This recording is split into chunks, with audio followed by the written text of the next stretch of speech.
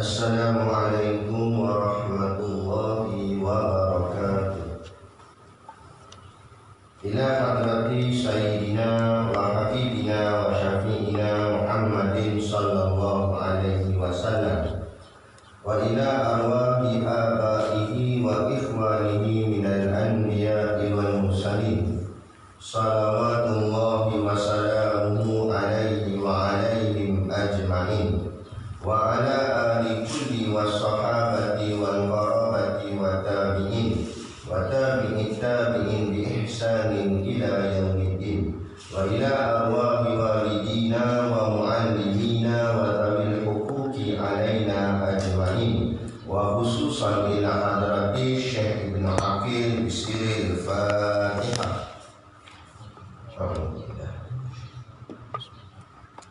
Bismillah.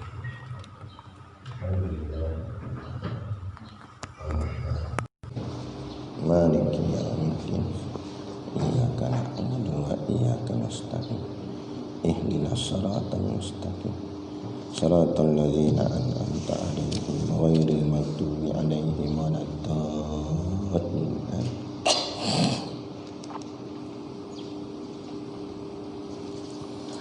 Bismillahirrahmanirrahim.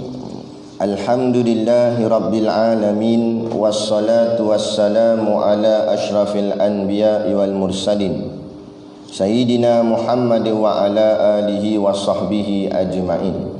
Subhanaka la ilma lana illa ma 'allamtana innaka antal alimul hakim. Rabbi shrah li sadri wa yassir li amri wahlul 'uqdatam min lisani yafqahu qawli wala haula wala quwwata illa billahil aliyil azim. Amma ba'd. Disambung muka surat 83. Qala al-muallifu rahimahullahu ta'ala wa nafa'ana wa iyyakum bi ulumihi fid daraini amin ya rabbal alamin.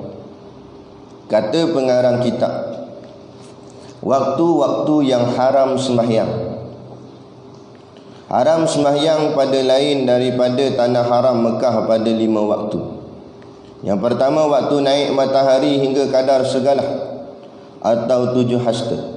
Yang kedua, waktu rambang hingga gelincir matahari melainkan pada hari Jumaat. 3, kemudian daripada sembahyang subuh hingga naik matahari segalah. 4, kemudian daripada sembahyang asar hingga jatuh matahari. 5, waktu matahari kekuning-kuningan hingga jatuh matahari. Baik, kita sambung lagi bab seterusnya, iaitu waktu-waktu yang haram sembahyang. Sembahyang ni dia ada 5 ada 4 hukum taklifi. Kadang-kadang sembahyang tu hukumnya wajib, iaitulah solat fardu 5 waktu. Tapi ada satu lagi sembahyang yang wajib. Apa dia? Selain daripada 5 waktu ni, subuh, zuhur, asar, maghrib, isyak. Apa dia? Satu lagi sembahyang wajib juga.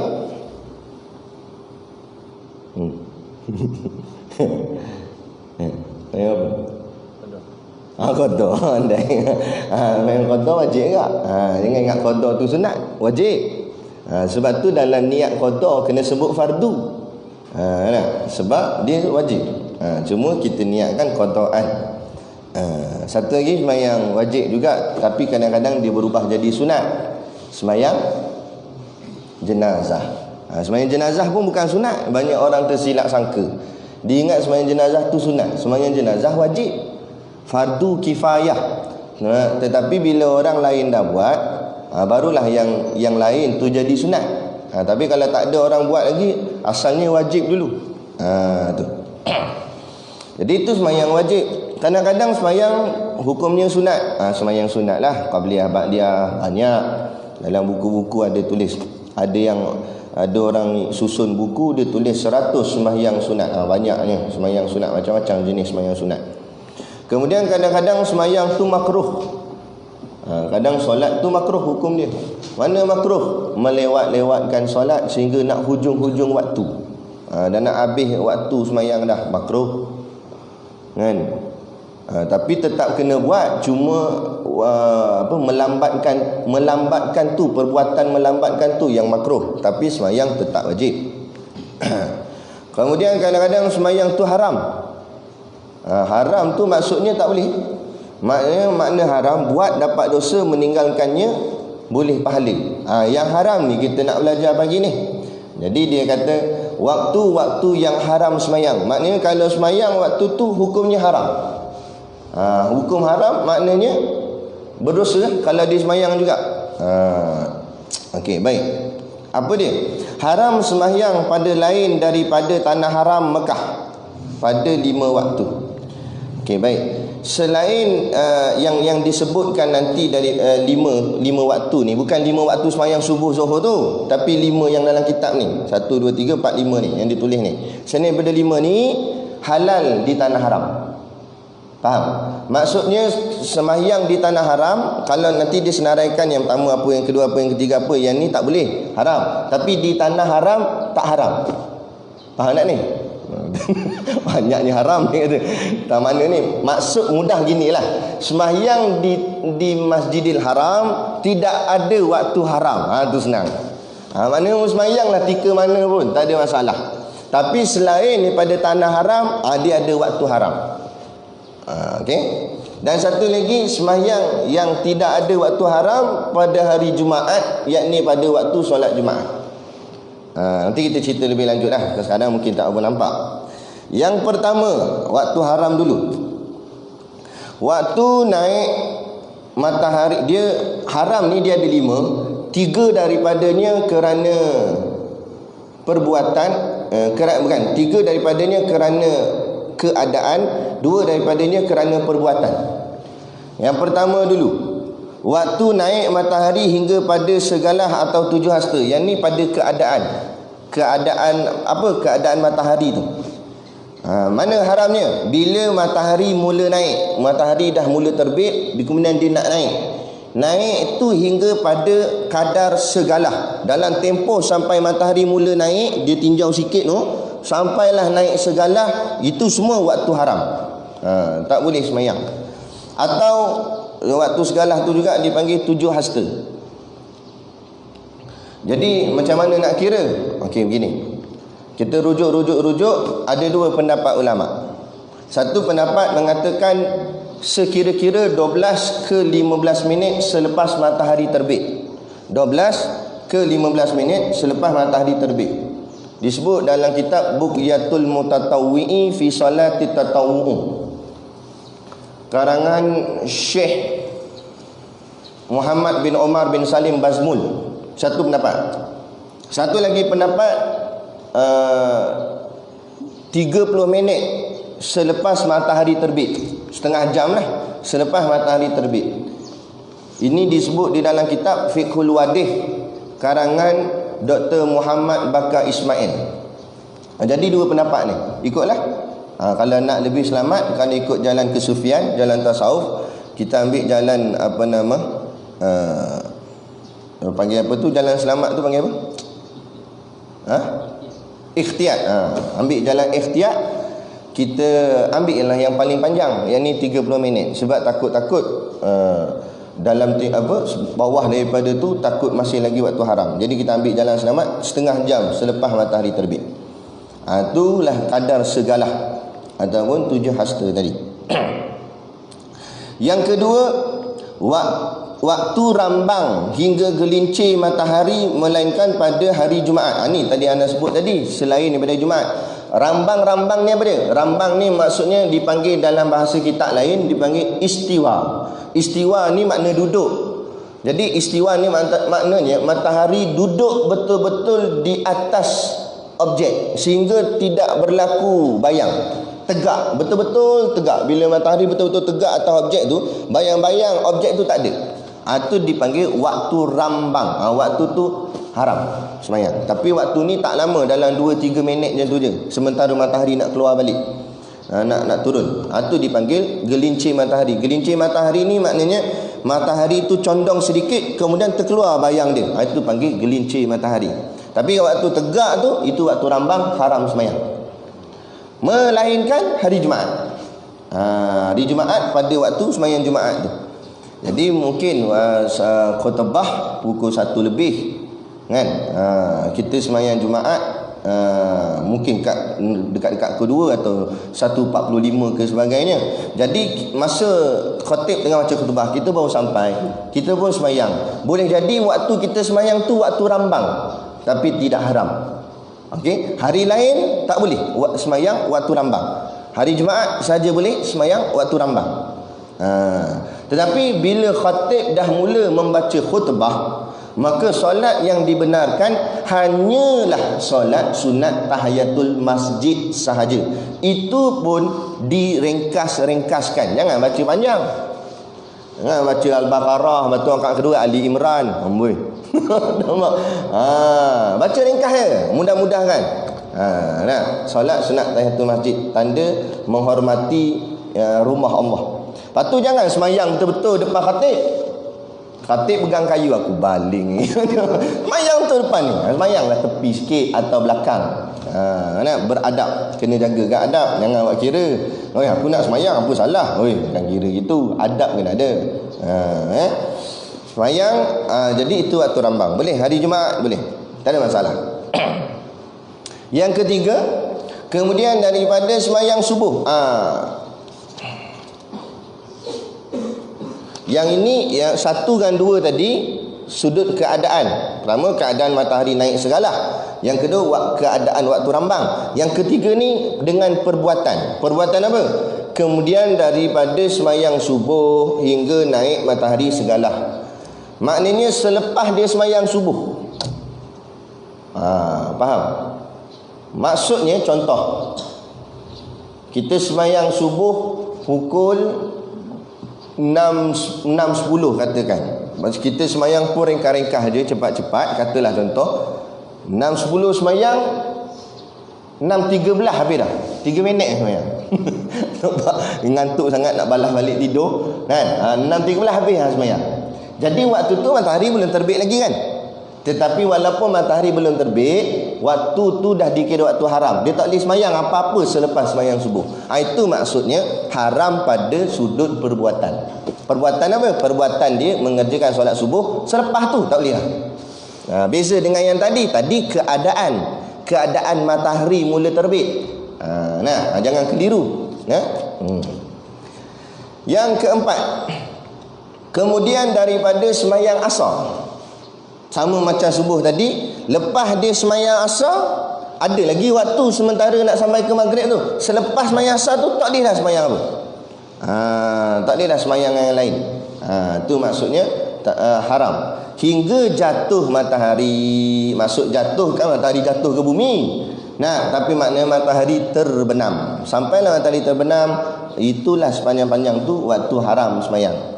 Ya, ini pun dengan sebab perbuatan. Yang kelima, berbalik pada keadaan balik. Tadi kan anda sebut keadaan 3, perbuatan 2. Ini yang ketiga dia. Waktu matahari kekuning-kuningan hingga jatuh matahari. Mana kekuning-kuningan? Waktu petang. Petang senja nak maghrib tu, langit akan jadi kekuning-kuningan. Kekuning-kuningan tu dipanggil waktu haram. Tak boleh semayang hingga jatuh matahari. Jelas? Setakat ni ada soalan dulu? Ya. Nombor 5 ni dia keadaan ke? Keadaan. Keadaan 3, perbuatan 2. 5 ni keadaan. Jadi keadaan maknanya 1, 2 dan 5. Perbuatan 3 dengan 4. Ada lagi soalan? Tak ada, Ana bagi soalan. Faham betul-betul sebab nak mengajar orang pula lepas ni. Nak jadi ustaz kan masing-masing. Betul tak ada? Betul tak ada? Confirm. Habis tu semayang tahiyatul masjid. Dia masuk masjid, dia datang awal. Maghrib pukul apa? Maghrib 7.05 minit katakan. Dia sampai 6.45 minit. Boleh tak dia semayang tahiyatul masjid? Asal boleh? Kata waktu haram.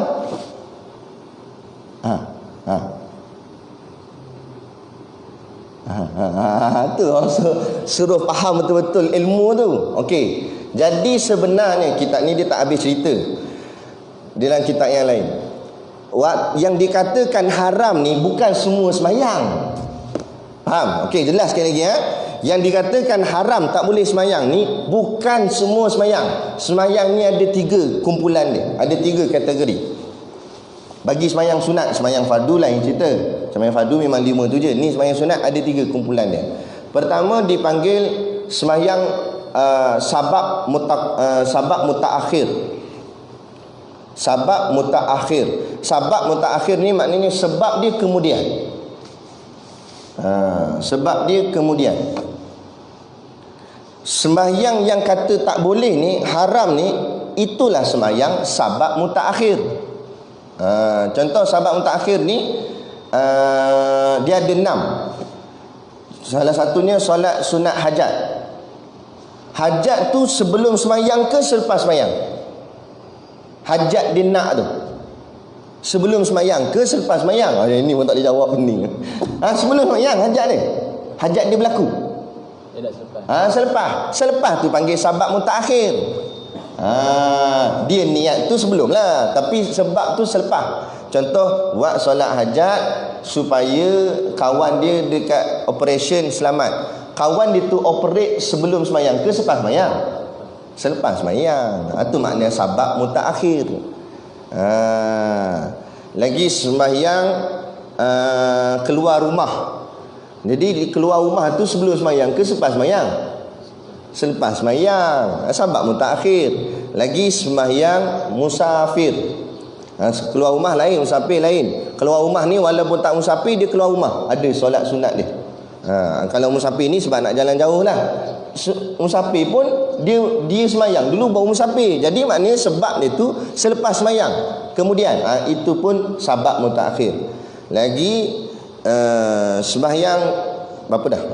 Solat sunat hajat, solat sunat keluar rumah, solat sunat musafir, solat sunat qatlu nama dia. Qatlu ni maknanya bunuh. Takdir kata dia ni nak dihukum bunuh, maka disuruh sembahyang sunat dulu. Tu panggil solat sunat qatlu. Solat sunat nak kena bunuh. Jadi dia kena bunuh dulu ke sembahyang dulu? Nak kena bunuh baru sembahyang, itu bukan sembahyang. Tu orang sembahyangkan dia. Jadi ini pun sabab mutaakhir. Lagi solat sunat istikharah. Istikharah kan selepas keputusan dia. Pun sabab mutaakhir. Yang last ni, yang keenam, solat sunat hajat, solat sunat keluar rumah, solat sunat musafir, solat sunat qatlu, solat sunat istikharah. Satu lagi apa? Anda tak ingat pula. Ingat? Dia sebab dia selepas. Solat sunat ihram. Solat sunat ihram. Sebab dia nak pergi, dia kena semayang dulu. Kalau orang mungkin tak biasa lagi pergi buat umrah, kita nak pergi buat umrah, kita kena pergi tanah halal dulu. Dipanggil mikat. Mikat ni maknanya dia kena keluar daripada tanah haram, pergi kat tanah halal. Adalah tempat-tempat dia, tanah M dan sebagainya. Kemudian kita semayang sunat, dipanggil solat sunat ihram. Kita dah pakai pakaian ihram, solat sunat ihram. Tapi belum berniat ihram. Berniat ihram selepas tu. Sebab tu dipanggil solat sabab mutaakhir. Lepas tu naik bas. Sedalam bas tu lah mutawif akan kata, okey, pakai masing-masing boleh niat ihram. Kita nak masuk tanah haram ni. Jangan masuk dah tanah haram tapi tak niat. Nanti ihram tak sah. Jadi niat. Jadi niat ihram tu selepas solat sunat ihram. Jadi sabab mutaakhir. Jadi enam solat sabab mutaakhir ni, kemudian ditambah yang ketujuh, satu lagi ulama tambah, iaitu solat sunat mutlak yang tak ada sebab langsung. Solat sunat mutlak ni kan solat sunat saja-saja. Tak ada sebab. Solat sunat mutlak biasa namanya solat sunat mutlak. Tapi ada satu solat sunat mutlak yang ada nama. Solat sunat apa nama dia?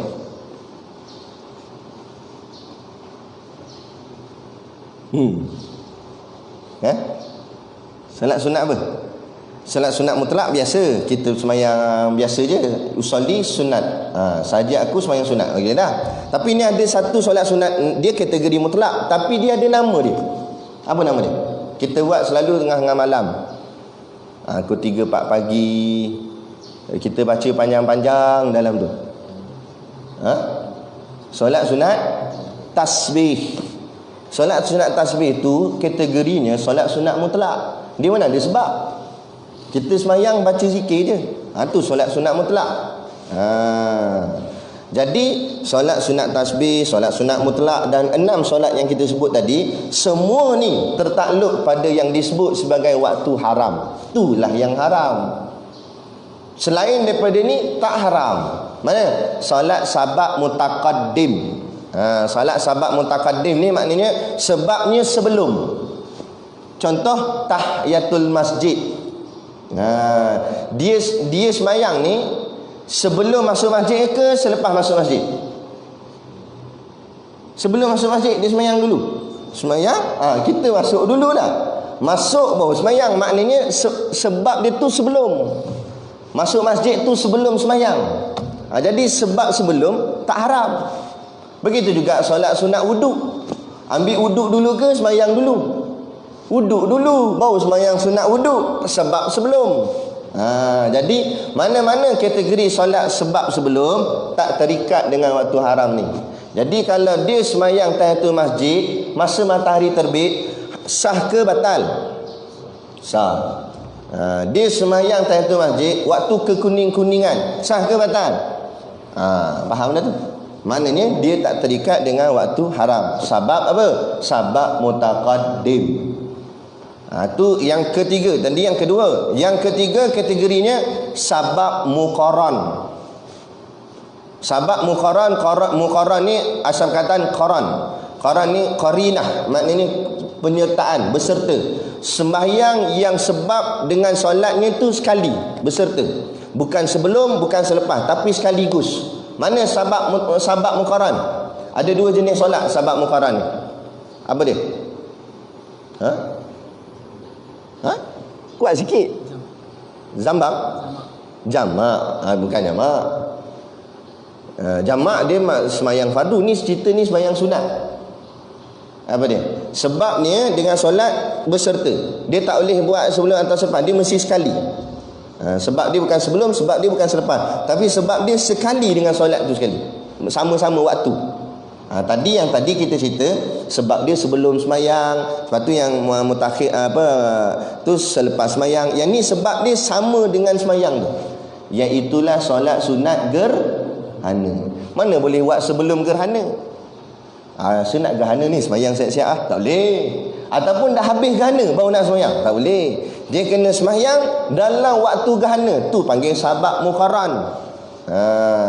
Jadi solat sabab muqarran pun tak terikat dengan waktu haram. Okey, jelas. Jadi bolehlah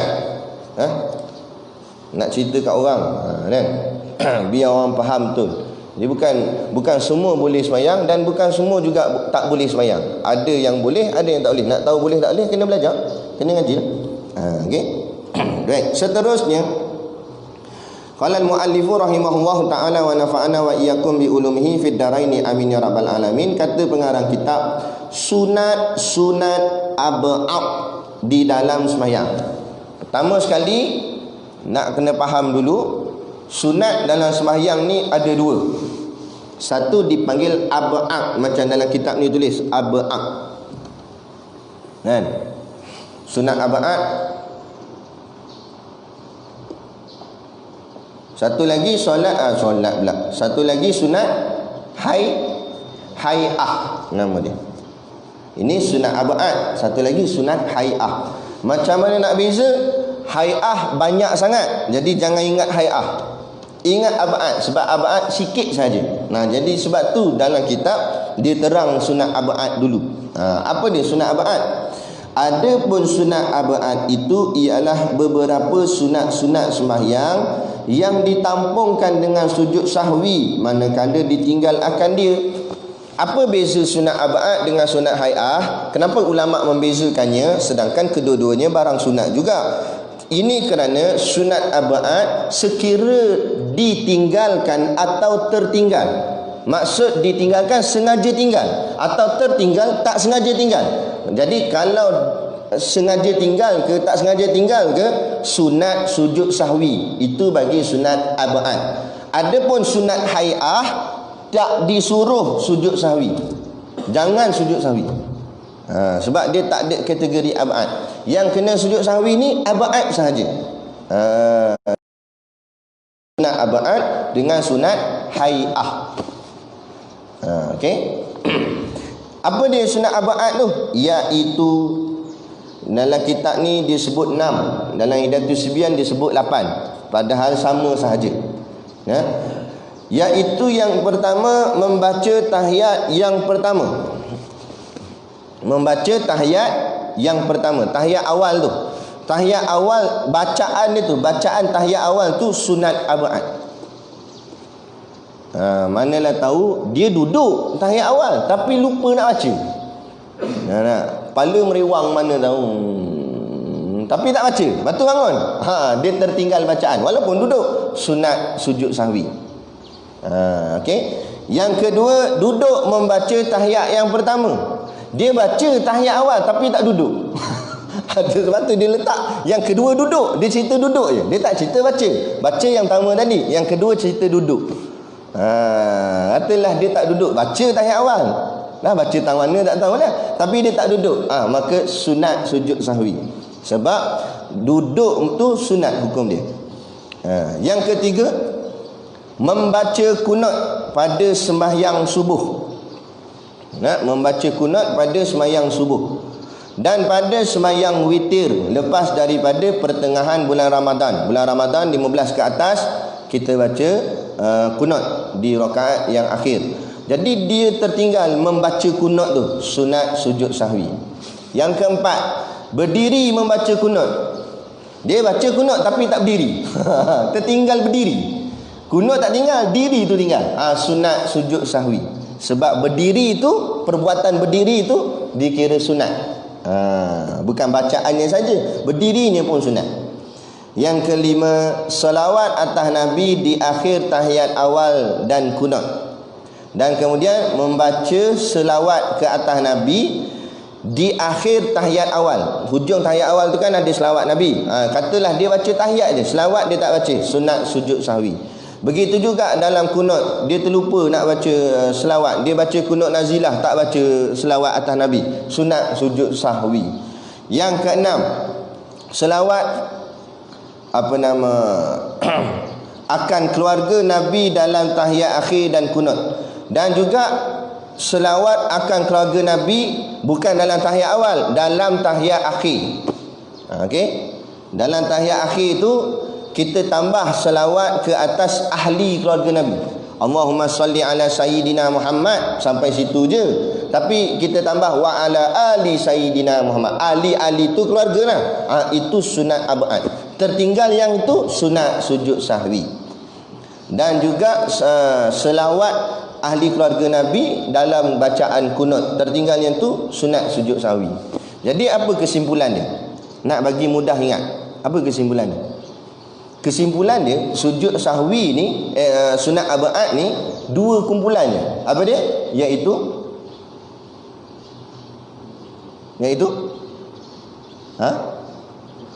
tahiyat awal dengan kunut. Mudah je. Maknanya tertinggal tahiyat awal sujud sahwi, itulah sunat abad. Tertinggal kunut, sujud sahwi.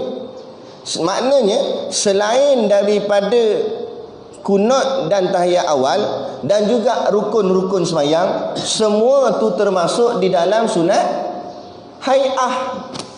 Jelas? Okay, kalau jelas kita main soal jawab. Semua kena berdiri, siapa boleh jawab boleh duduk. Okey, contoh. Okey, kita test tengok Takbiratul ihram masuk dalam apa? Wajib ke sunat ke macam mana? Rukun ke sunat hai'ah ke sunat abad? Takbiratul ihram. Takbiratul ihram rukun.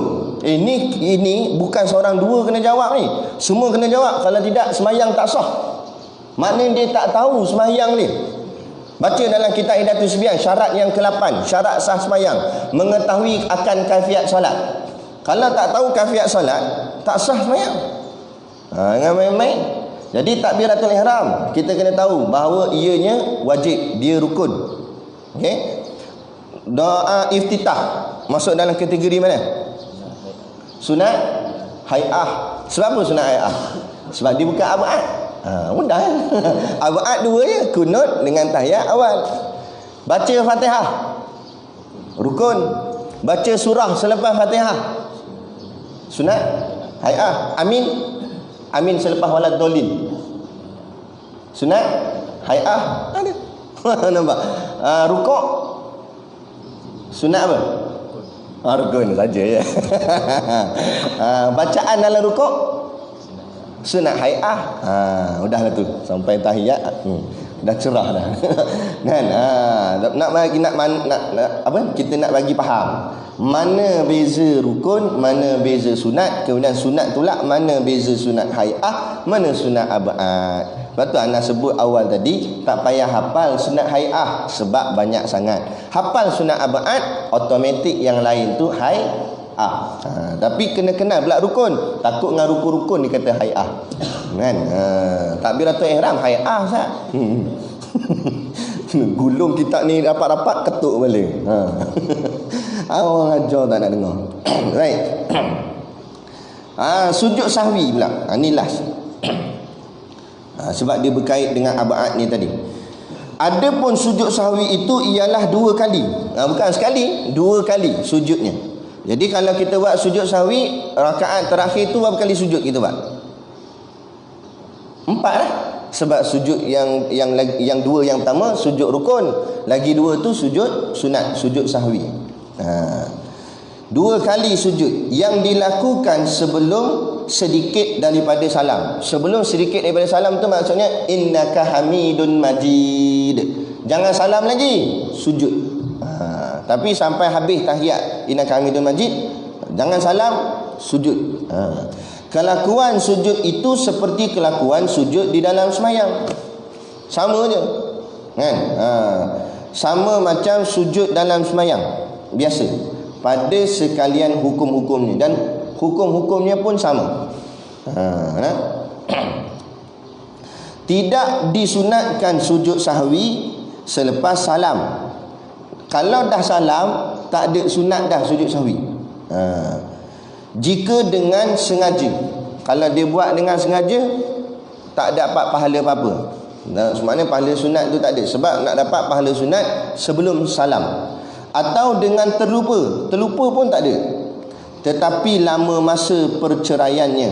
Maksud lama masa perceraian ni jauh. Lagi pula jauh. Lepas dah salam tu wirid apa semua, lupa boleh buat sujud sahwi. Tak ada. Sujud sahwi sebelum salam. Selepas salam tidak ada lagi istilah sujud sahwi. Itu yang kadang-kadang saya nampak lepas habis sembahyang, dia sebelum keluar masjid dia sujud dulu. Itu bukan sujud sahwi. Itu kadang-kadang dipanggil sujud syukur. Ada orang kadang-kadang dia buat begitu. Tanda dia syukur boleh sembahyang, dia sujud lah. Kan? Tak ada masalah. Tapi nak sujud-sujud ni, dia mula dengan takbir sudah dengan salam. Bukan main terus sujud. Banyak orang kita salah buat. Nak macam orang main bola tu. Pum bola dalam dalam gol. Orang Islamik lah, dia pun sujud. Tanda sujud syukur. Tapi banyak benda tak kena. Pertama, tak ada wuduk. Masuk padang tadi 14 kali kentut dah.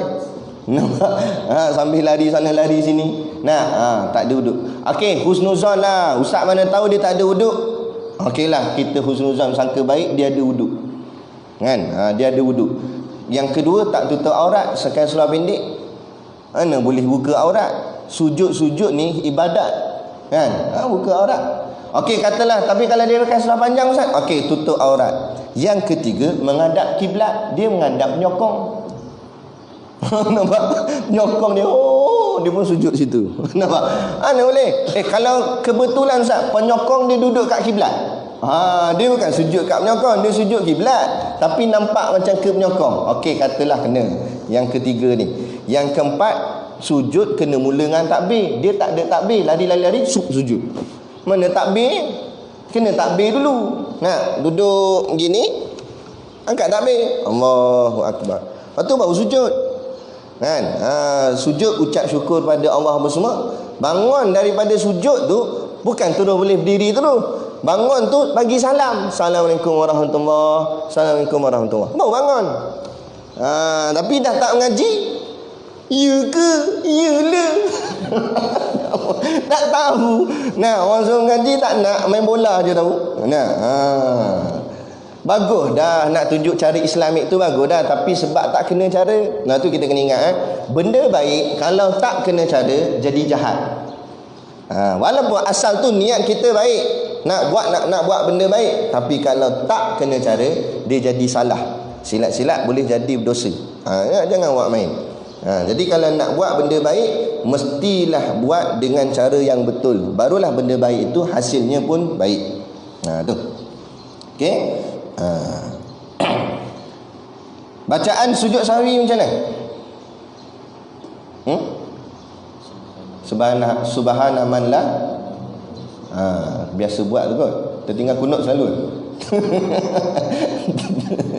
Nah, subhana man la yana wala yashu.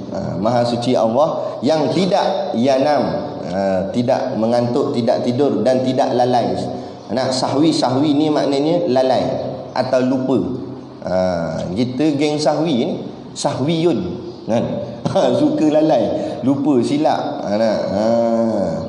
Bangkit diri rakaat berapa? 1 ke 4. 1 ke 4. 1 ke 4 tu kan. Orang kalau terlupa ni 1 ke 2. Dia 1 ke 4. Nah, aku kata teruk nah. Orang 1 ke 2 atau 2 ke 3 atau 3 ke 4. Ni 1 ke 4 tu kan. Jadi ini apa nama, sujud sahwi. Kemudian kita habiskanlah berkaitan sujud nanti terus masuk sembahyang Jumaat. Perkara-perkara yang disunatkan sujud sahwi. Okey, dalam sujud sahwi tu pula, okey, faham dulu. Sujud sahwi bukan wajib. Sujud sahwi sunat. Jadi maknanya katalah dia bukan tertinggal kunut, memang dia tinggal kunut. Sebab dia tak hafal doa kunut.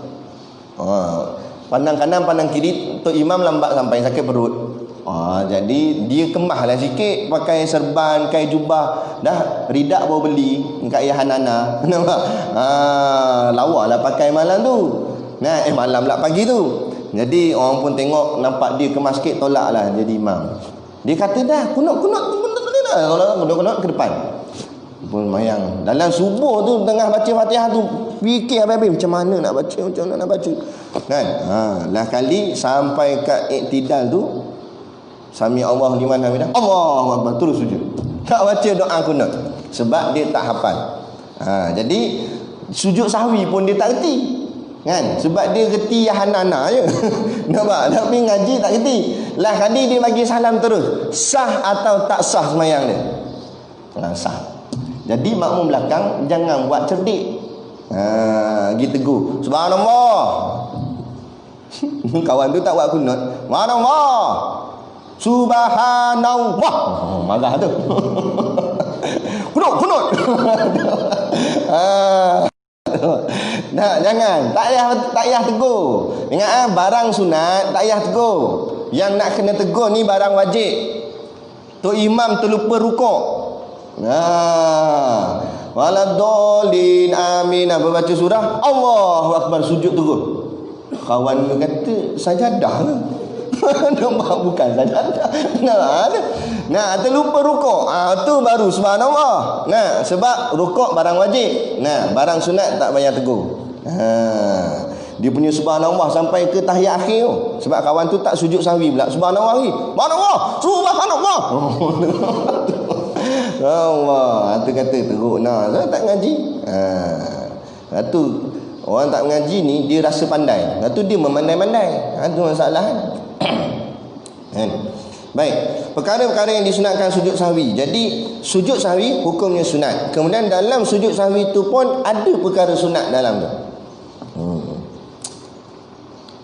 Perkara Habib, betul dia tanya pula, Habib tu apa penting di sujud sahwi? Sebab nak ambil pahala yang terlepas. Kunut tu pahala dia besar. Tahiyat awal pun pahala dia besar.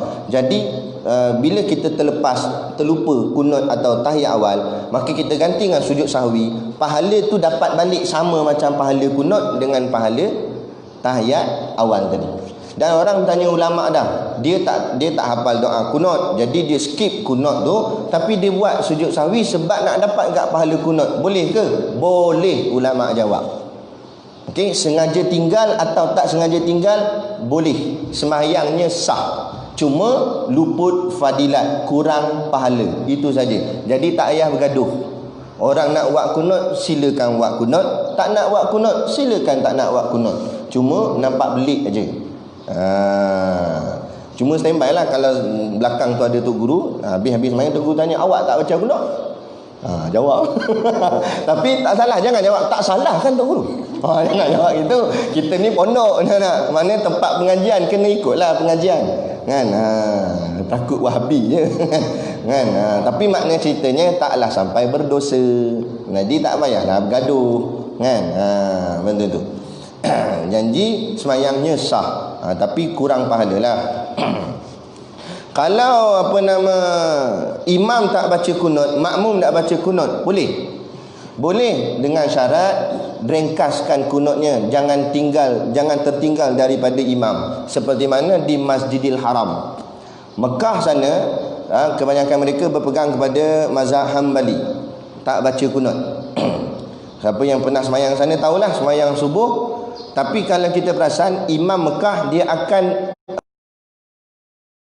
tahiyat di rakaat yang kedua dalam subuh berbanding rakaat yang lain. Sami Allahu liman hamidah. Kan? Lepas tu dia diri lama sekejap. Tapi taklah lama sangat, sekejap je. Waktu tu kita akan perasan ada orang angkat, ada orang tak angkat. Sebab waktu tu kan campur macam-macam negara. Jadi ada macam-macam mazhab. Yang mazhab Syafi'i dia akan angkat baca doa kunut yang pendek saja, yang ringkas-ringkas. Lepas tu Allahu Akbar. Nah. Jadi boleh. Tetapi kalau imam sujud sahwi ataupun imam baca kunut, makmum kerah kepala tak nak baca kunut, batal sembahyang makmum. Sebab batalnya kerana tidak mengikut imam, tidak ittiba' imam. Jadi Imam Nawawi sebut dalam kitabnya, kalau imam sujud sahwi, wajib makmum sujud sahwi. Imam sujud sahwi, makmum bagi salam terus, batal sembahyang.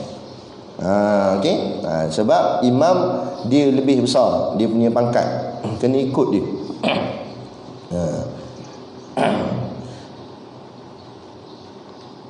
Perkara-perkara yang disunatkan sujud sahwi itu ialah yang pertama, meninggalkan sesuatu daripada sunat abad dengan terlupa atau sengaja. Nampak? Kata dah tadi. Dia tinggalkan sunat abad itu dengan terlupa atau sengaja.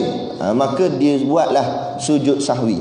Yang kedua, syak meninggalkan sesuatu daripada sunat abad. Dia ragu-ragu, buat tak buat tahiyat awal. Ragu-ragu, aku kunut ke tak kunut tadi. Bila ragu-ragu, sunat sujud sahwi, walaupun mungkin dia buat abad tu. Dia buat kunut, cuma bila sampai tahiyat akhir ragu-ragu, tadi kunut ke tak kunut? Kunut ke nut? Dia ragu-ragu, sunat sujud sahwi. Sebab apa? Sebab sahwi kan, lalai, lupa. Yang ketiga, memindahkan rukun qauli kepada yang lain daripada tempatnya. Dia baca Fatihah dalam rukuk.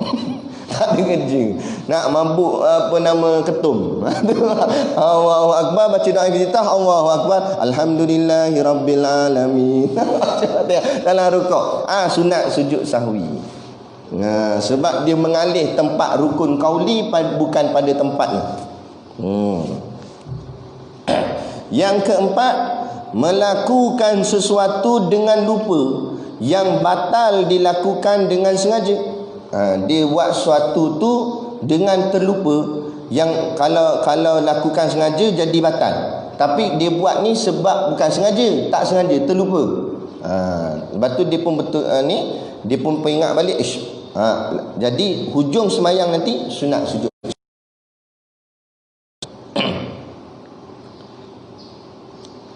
Macam kadang-kadang Ana pernah terkena lah masa zaman budak-budak dulu. Kita mengantuk semayang subuh. Ayah bawa pergi masjid, ngantuk. Jadi apa nama, kita rukuk sama dengan imam rukuk. Lepas tu bila imam i'tidal, kita terlelap dalam rukuk tu. Hebat tu tidur dalam rukuk, kan? Terlelap dalam rukuk. Jadi bila imam sujud, kita pun tersedar, sujud, kita pun terus sujud. Nampak? I'tidal tu terlupa. Jadi tapi tu masa tu budak-budak lah. Tapi kalau dah besar ni, maknanya kita kena patah balik ke i'tidal tu, kan? Tapi kalau semayang berjemaah, kena ikut imam. Tak boleh patah balik macam tu je. Kena ikut imam. Nanti imam bagi salam, kita tambah 1 rakaat lagi untuk menyempurnakan i'tidal yang terlepas. Yang tadi tu semua tak terpakai. Maknanya rakaat yang tadi tu tak terpakai. Kita kena ganti dengan rakaat yang lain. Kemudian di hujung semayang, sunat sujud sahwi. Sebab apa? Sebab lupa punya pasal. Boleh faham? Tu. Kalau dalam sembahyang jemaah, makmum jangan patah balik.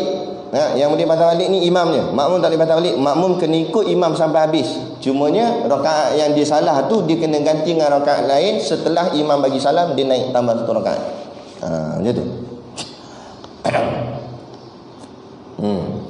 Melakukan sesuatu, tu dah. Yang kelima, syak akan bilangan rakaat. Ragu-ragu tadi lah, 1 ke 4, sujud sahwi.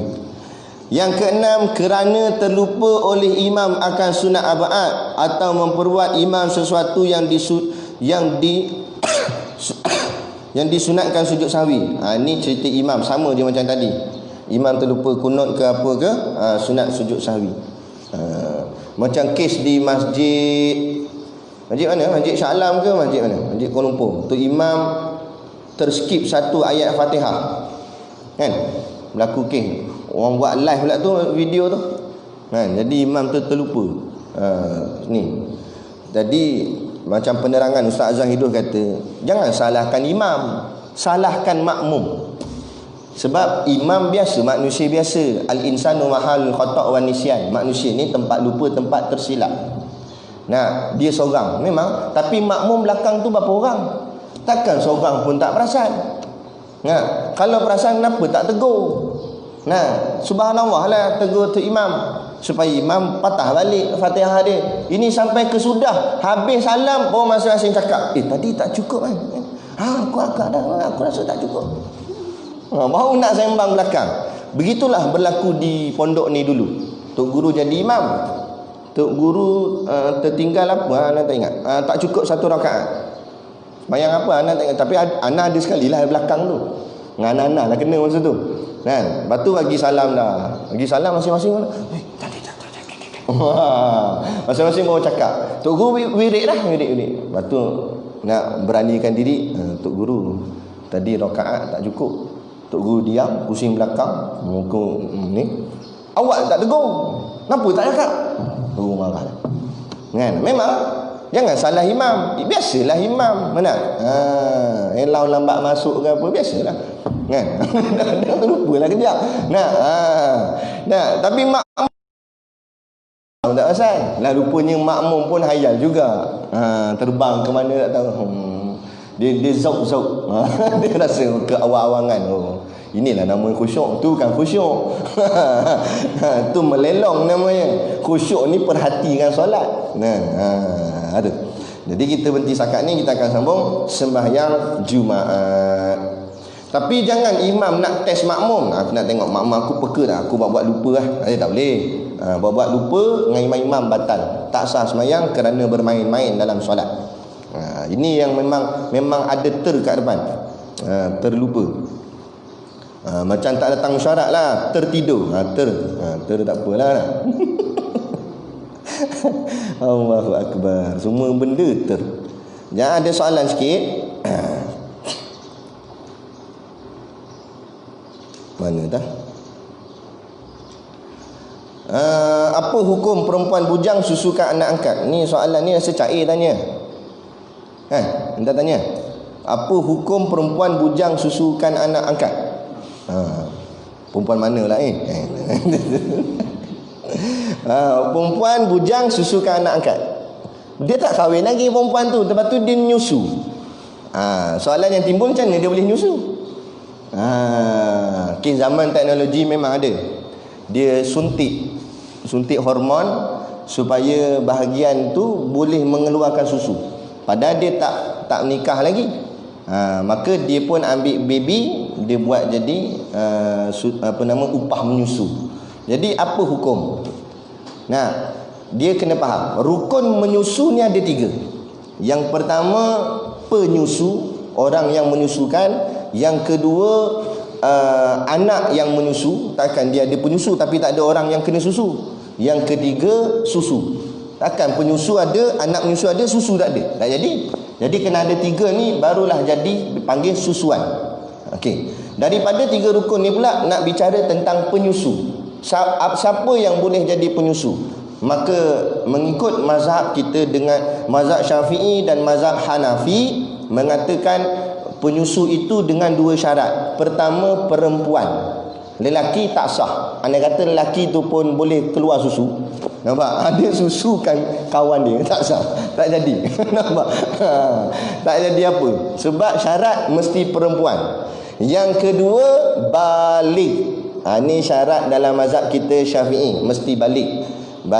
Jadi, tapi dengan bersyarat. Syaratnya, sekiranya perempuan tersebut belum sampai umurnya 9 tahun, tiba-tiba keluar susu, dia tak balik lagi, tak sampai 9 tahun, tapi keluar susu, kemudian dia susukan budak ni. Nah, budak ni tak jadi anak susuan dia. Nah, sebab dia belum balik. Melainkan kata ulama, waktu tu darah haidnya dah keluar, barulah jadi anak susuan. Kalau dia menyusukan budak tu setelah balik umurnya 9 tahun dan ke atas, kemudian disusukan budak tu, walaupun tak keluar darah haid, tak datang lagi haid, tapi disusukan budak, umurnya dah balik, jadi anak susuan. Maka jadi mahram dia. Itu. Berbeza dengan mazhab Maliki. Mazhab Maliki meletakkan satu syarat saja, yakni penyusu mesti perempuan. Balik tak jadi syarat. Seperti mana disebut dalam kitab Fiqhul Islami wa Adillatuh, karangan Syekh Wahban Suhaili. Nah, mana kata tak mana kata tak balik pun tak apa kalau ikut mazhab Maliki. Kalau kita nak ikut mazhab kita, mazhab Syafi'i, syarat dia mesti perempuan dan apa nama tadi? Balik. Jadi bila ulama letakkan 2 syarat ni, ada tak dia sebut kahwin atau tidak kahwin, bujang atau tak bujang? Ada tak? Tak ada. Jadi tak masuk. Jadi tak ada masalah lah. Dia bujang ke, kahwin dah ke, dia nyusukan, tak ada masalah. Hukumnya boleh, harus. Cumanya orang perempuan kena ingat, bila kita menikah dengan lelaki, kemudian kita nampak ada budak-budak mana ke, kita ambil, kita nak susukan budak tu, bukan anak kita. Bila nampak budak tu main kat luar, dia pun ambil susu. Dia tarik budak tu, dia susukan budak tu. Tak boleh suka-suki. Okey, sebab susu isteri tuannya suami, milik suami susu isteri tu. Jadi kalau orang perempuan isteri nak menyusukan anak orang lain dan sebagainya, kena minta izin suaminya dulu. Suami bagi baru boleh, suami tak bagi haram, tak boleh. Sebab ada tuan susu tu, suami punya. Faham? Apa ingat? Nah betul ni dalam hukum kita sebut. Bukan pandai-pandai ni seorang-seorang anak kau aku nak susu. Dah tanya dulu suami, kena tanya suami dulu kan. Kan suami merajuk. Suami dia tak bagi kan. Faham? Dia gitu. Kemudian kalau dia susukan, bukan terus-terus jadi anak susuan, kena 5 kali kenyang. 5 kali kenyang baru jadi anak susuan. Lepas tu ada orang soalan tanya, kalau suami saya terminum susu saya, adakah suami saya jadi anak susuan saya? Dia tanya. Betul ni soalan betul. Nampak? Itulah kena mengaji. Syarat anak susuan 2 tahun ke bawah dah suamimu umur berapa? Kat 20 lebih dah umur. Nampak? Lain lah kalau suamimu bawah umur 2 tahun. Dia kena faham. Itu. Jadi kena tahu syarat-syarat dia baru boleh jadi anak susuan. Dah apa beza anak susuan dengan anak kandung? Dari segi zahir sama je. Buang perkataan susu, makna sama. Mahram, tak boleh kahwin, boleh sentuh, boleh pegang. Boleh peluk, boleh cium pipi dia. Macam anak kita betul. Boleh, tak ada masalah. Adik-adik susuan gitu tak? Dia boleh pegang. Dia bukan adik-adik betul, tapi sebab susu sama masa kecil dulu. Dia tak boleh kahwin dengan perempuan tu. Itu adik susu dia. Dan dia boleh pimpin tangan adik susu dia dan sebagainya. Kan? Sebab buang perkataan susu. Jadi sebab berdasarkan hadis Nabi kata yahrumu minar rada' ma yahrumu minan nasab. Apa yang diharamkan bagi susuan, itulah apa yang diharamkan bagi nasab, keturunan.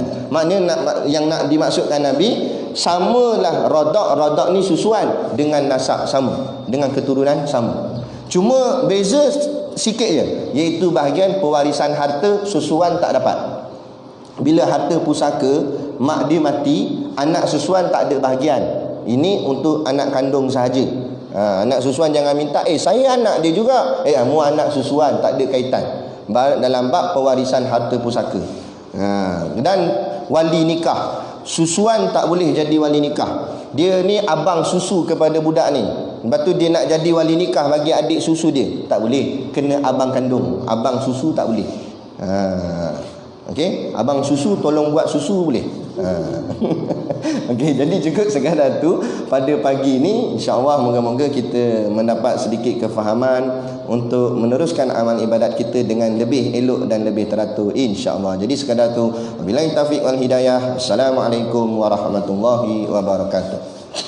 A'udzubillahi minasyaitonirrajim. Bismillahirrahmanirrahim. Alhamdulillahirabbil alamin, wassalatu wassalamu ala asyrafil anbiya'i wal mursalin sayyidina Muhammad wa ala alihi washabihi ajmain. Allahumma taqabbal minna salatana wa du'aana innaka antas samiul alim wa tub alaina innaka antat tawwabur rahim. Allahumma ja'al dinana dinan nabi Muhammadin sallallahu alaihi wasallam wa islamana islamal muslimin wa imanana imanal mu'minin wa salatana salatal khashiin wa a'malana a'malas salihin wa niyatana niyatal mukhlisin wa dhunubana ya Allah dhunubal mustaghfirin wa hayatana hayatal ulama wa mautana bi mautis syuhada wa adkhilnal jannata ma'al anbiya'i alaihimus salatu wassalam. Rabbana atina fid dunya hasanah wa fil akhirati hasanah wa qina adzabannar wa qina adzabannar wa qina adzabannar. Sallallahu ala khairi khalqihi sayyidina Muhammad wa ala alihi washabihi wasallam. Subhana rabbika rabbil izzati amma yasifun. Salamun alal mursalin walhamdulillahi rabbil alamin. Amin ya rabbal alamin. Taqabbalallahu minna wa minkum. Takbir.